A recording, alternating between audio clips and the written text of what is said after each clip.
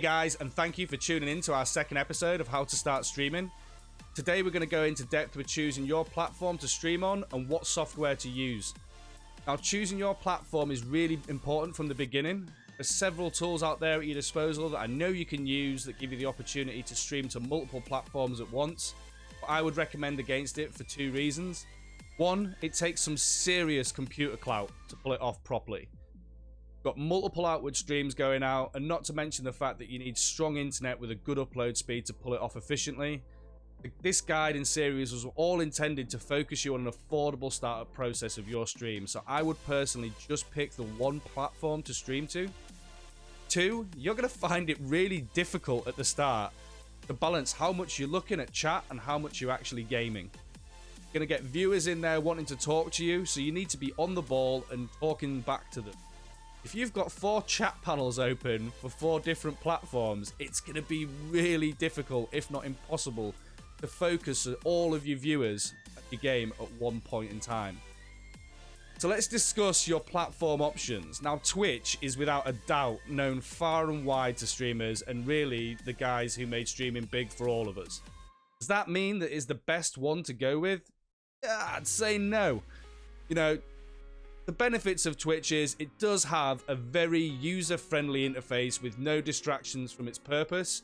If people tune in on Twitch and your content is worth staying around for, then you're probably going to have a good viewer duration, mainly due to the fact that people are visiting Twitch just to watch other people stream. Nothing else. That's why they're there. Also, Twitch offers new streamers supporting various stream educational articles. Also, the use of their communities and raid features are really good. Twitch has built-in ways to monetize your stream in the form of bits and subscribers. But now the negatives of Twitch are as, over the years, Twitch has been the home and victim of countless trolls due to the ease of churning through easily set up accounts. Because there's no face behind the accounts or anything like that, you can set up an account within 5 minutes. It means people can literally be the ultimate troll and really spoil the streams for you. Another point is that the partner features are subject to really high criteria requirements being met. Very difficult when you're starting out. Twitch is possibly the most saturated platform out there currently. This means gaining your foothold and developing traction in streaming is going to be more difficult for you opposed to a newer platform maybe that has less streamers on it. I'd say the biggest downfall of Twitch for when you're starting out is the fact your quality of your stream is limited to your status with Twitch. So that's right, if you're not partnered with Twitch, you are forced to broadcast in lower resolution settings and lower bandwidth. Kind of a disadvantage when you need that help the most at the start, especially when stream quality and clarity is extremely important when trying to retain viewers. So that is one major downside to Twitch.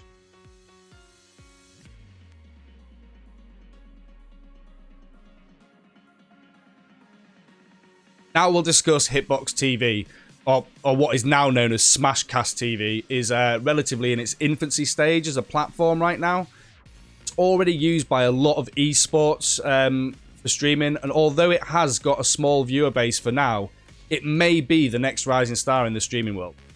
Now, you may find followers and viewers grow substantially slower than on other platforms, but this could be your chance to get on board with the platform and grow a following before it's actually really taken off.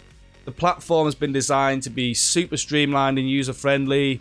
It has been designed as a streaming platform solely, and as a result has very low latency compared to other platforms. It's got its own built-in tools for your viewers to interact and for you to interact with one another. Its criteria to make partner are ridiculously low, and it is very easy to become a partner. Now, the downsides to this is, due to the small viewer base, it'll be hard to build up traction and momentum. Its monetization platform at the moment is really lacking. And due to such a low bar for requirements for partner, the site's quite saturated with maybe poorer quality content with no clear expectation of streamers. But the site as a whole just really isn't appealing to the eyes for me. This is all stuff that may improve in the future. but it's not my go-to platform right now for streamers, but certainly one to keep an eye on in the future as they're implementing more and more updates.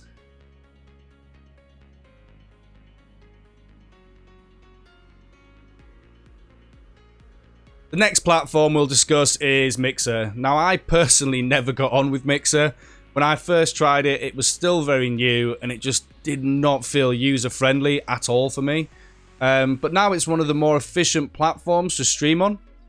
Visually, it's well designed. It has opportunities to monetize your stream. And it has exclusive features as hype and co-streams that nobody else offers at the moment. Now, on the downside, I still feel like its user-friendliness has never really improved. Especially when it comes to going through past broadcasts or updates or anything like that. It's really hard to navigate. It's still in its early stages and has yet to boom, so similar to Smashcast, you may find momentum and traction at first very slow. This may start to change slightly now that they are picking up big names such as Ninja and Shroud, but currently you're very limited to how you can moderate your chat, making it a troll's paradise, really.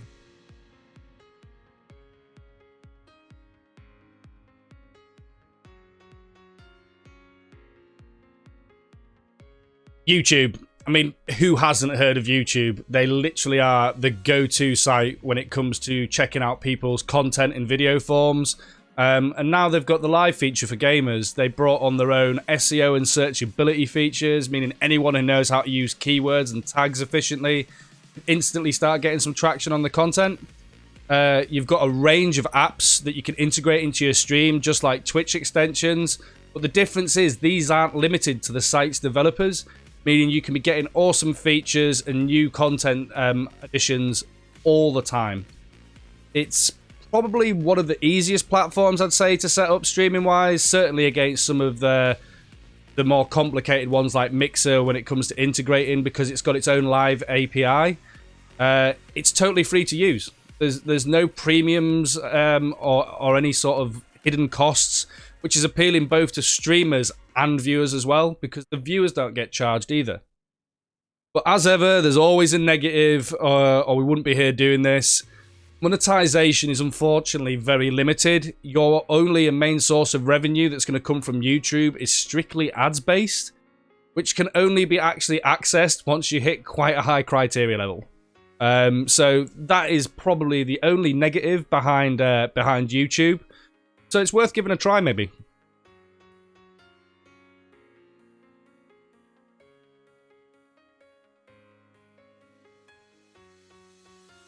Now we'll move on to our final platform, Facebook Gaming. Facebook Gaming has been around for a couple of years now, but it's still in its infancy stages. They've still got massive plans to roll out many more features and seem to be taking on board requests from its ever-growing content creators. Now, the benefits currently, I would say, is that it's probably one of the most accessible apps around. Everyone has it on their phone, and most people find time at some point in their day to have a quick, cheeky scroll through Facebook. Follower and viewer bases are easy to develop due to built-in features of sharing your content to sort of like the groups that you follow, and even just inviting your friends and family to watch is really easy. They've got a featured level up program in which you can go through tiers of monetizing your content, initially being stars, which is a form of tipping your streamer at the cost to a viewer. As you progress, you can move up to sort of things like brand collaborations, adverts, and then ultimately sort of fan subscriptions.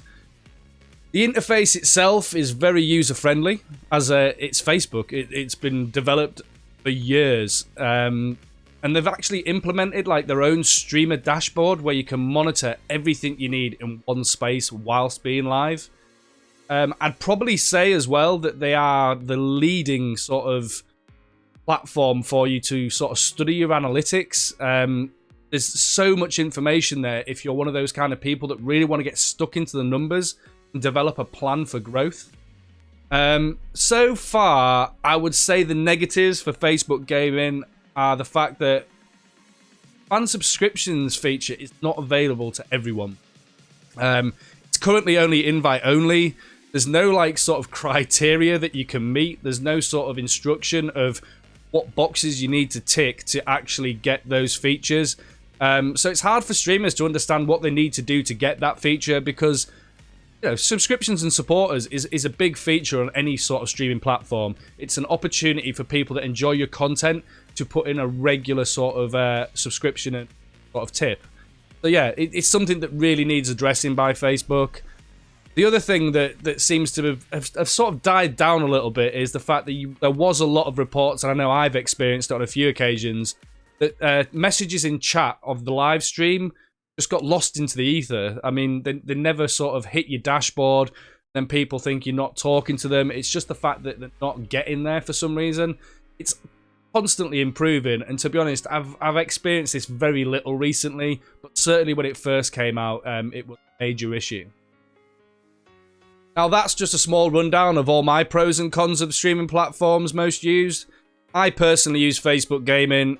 It's about making the choice that best fits you and is more suitable for what you're going to deliver. But you could try one or all of these platforms and make your own decision. I have personally tried all platforms over the years, and the one that I'm most impressed with and keen to see improve right now is Facebook Gaming, and I will be sticking with that.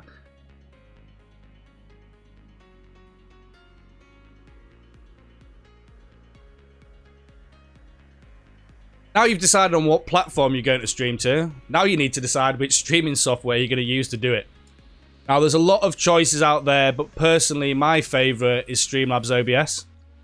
Streamlabs has been designed to be like a one-stop shop for streamers, which gives you the opportunity to focus actually on your content more. You can use a range of preset overlays and just let them do the work for you. And it takes very little time at the start to tailor it to something that you want to be a bit more personalised to present your content. So if you did choose Streamlabs OBS, you'll benefit from sort of premium professional looking streams, easy to set up and use, and I mean so easy to set up and use. Huge range of features and widgets that you can just add and remove at a click of a button. You've got a free website creator. Now I personally don't use it, but I know quite a few streamers that do. And there is actually a merchandise facility, so you can actually get your own t-shirts and hoodies and stuff like that and set them up and sell merchandise through to the Streamlabs dashboard. So it's like a one-stop shop, especially for starting out. I don't think you could really do much better than Streamlabs OBS.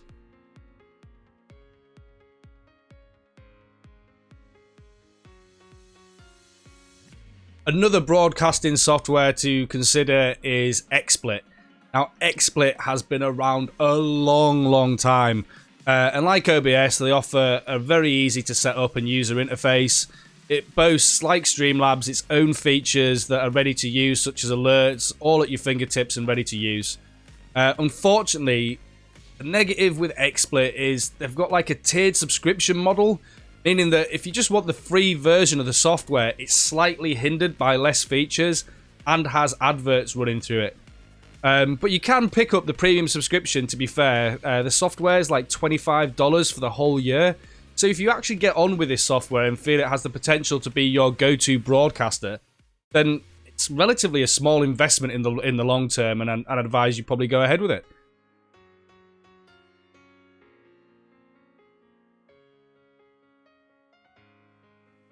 Now here's an option for people running streams from laptops or possibly lower-end PCs.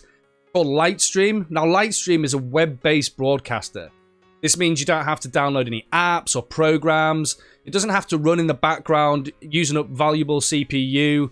Everything's done at the back end from their website. So you literally just need to connect this, whatever you're streaming from, and to whatever platform you're streaming to, and let Lightstream do all the work for you. Sounds too good to be true. Yeah, it's because it is, unfortunately.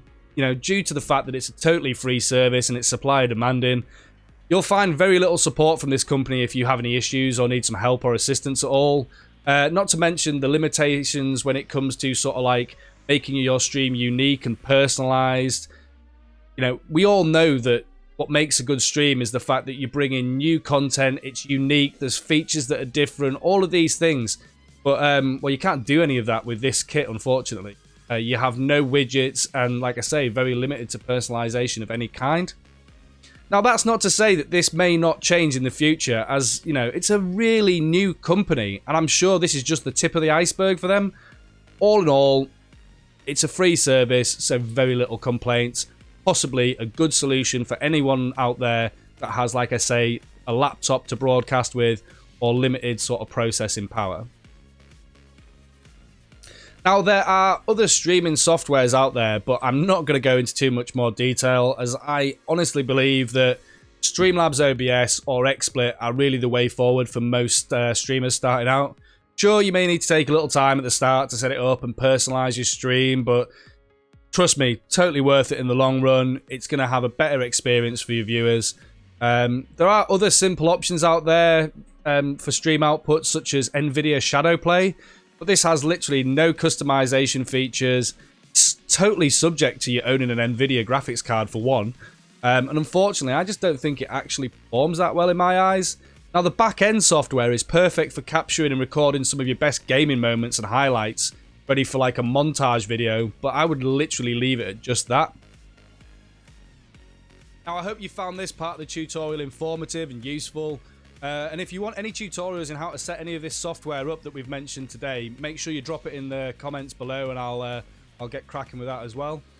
Don't forget to click subscribe and give it a like if this was useful, and we'll see you in episode 3, where we'll discuss more about stream quality, how to set it up, and the features to put in there.